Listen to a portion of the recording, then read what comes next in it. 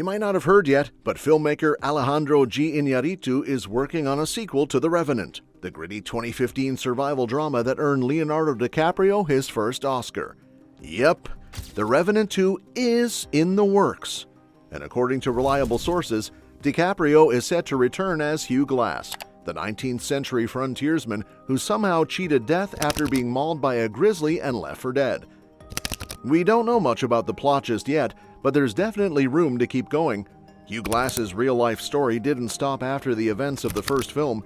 He continued venturing through what's now the Dakotas, encountering danger after danger, and eventually lost his life in another violent conflict. So even though the first movie felt like the climax of a harrowing tale, there's still a lot of history and drama that could fuel a compelling sequel. In The Revenant 2, we'll presumably meet Glass a few years after the infamous bear attack and his brutal trek through the wilderness to hunt down the men who betrayed him. History tells us that after those events, Glass kept exploring the American frontier and even joined more expeditions. His story came to a tragic end when he was killed by members of the Arikara Nation. But before that, he had several other gruesome episodes that could easily make their way to the big screen, assuming Iñárritu wants to dive even deeper into the brutal life of a fur trapper. Looking back, The Revenant was Iñárritu's follow-up to Birdman, the offbeat black comedy that earned a pile of Oscars and re-established Michael Keaton as a serious acting force. After the critical and technical triumph of Birdman, Iñárritu had a pretty open runway to do whatever he wanted, and what he wanted, apparently, was to nearly freeze Leonardo DiCaprio to death for the sake of cinematic realism. The original Revenant became infamous for how much punishment DiCaprio endured during filming. From the bear attack choreography to the freezing conditions, everything was raw, grueling, and deeply physical. And while Leo walked away with his long overdue Oscar, you have to wonder how the rest of the crew felt, since they didn't exactly get golden statues for suffering frostbite in the wild. Now, while the first film did make an effort to accurately portray indigenous cultures, it wasn't without its missteps. Although consultants were brought on, one scene had a Pawnee character speaking a language from a completely unrelated linguistic group, which is a pretty big cultural mismatch. Plus, Kimberly Norris Guerrero, a respected indigenous actress who was involved as an extra, later criticized how the Arikara were depicted, smeared in mud and looking perpetually filthy. That portrayal motivated her to become a screenwriter herself, aiming to provide more authentic indigenous stories. While Iñárritu preps The Revenant 2, Leonardo DiCaprio hasn't been slowing down.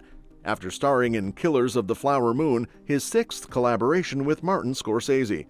This film dives into the murders of Osage Nation members in 1920s Oklahoma, a dark chapter of American history. The movie, which co-stars Robert De Niro, Jesse Plemons, and Brendan Fraser, is set for a theatrical release in October.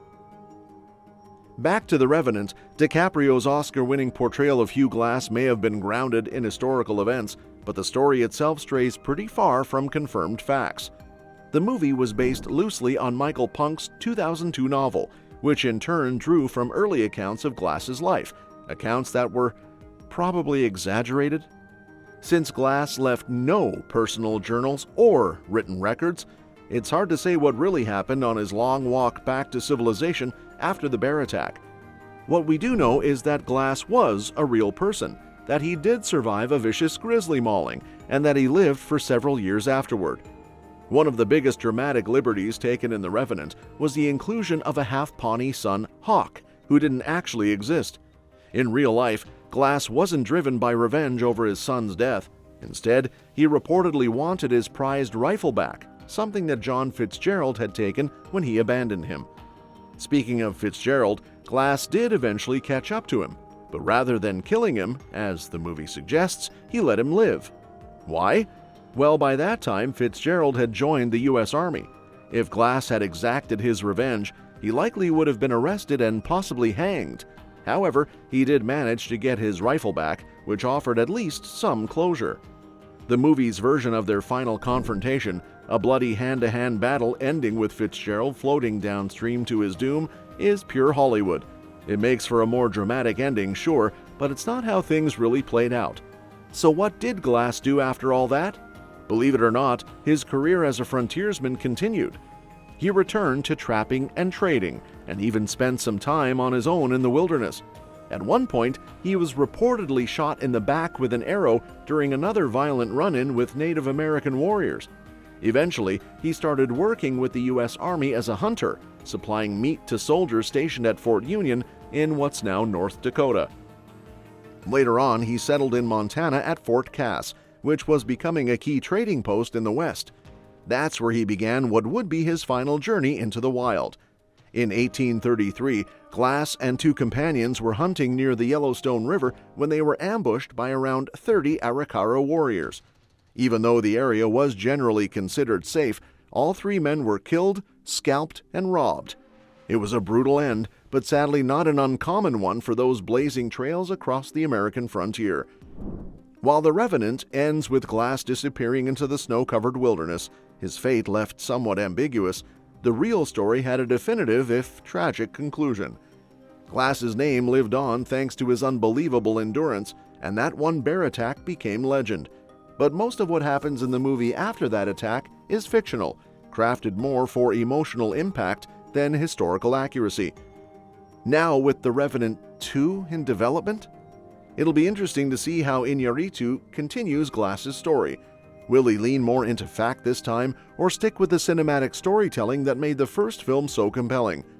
Either way, if DiCaprio signs on to crawl through snow, mud, and misery again, we're in for another brutal but unforgettable ride. If The Revenant 2 sticks closer to historical accuracy, there's still plenty of intense, emotional, and action-filled story to tell. After surviving the bear attack and being left for dead, the real Hugh Glass didn't disappear into legend. He went back to the brutal life of fur trapping. A sequel could pick up with Glass returning to the wilderness, not for revenge, but to keep surviving in a world that gave him no peace.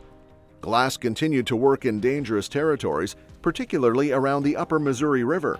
His path once again crossed with the Arikara, the same Native American nation involved in the attack that nearly cost him his life. Reports say he was shot with arrows again in later encounters, leaving him wounded and alone in the wild once more.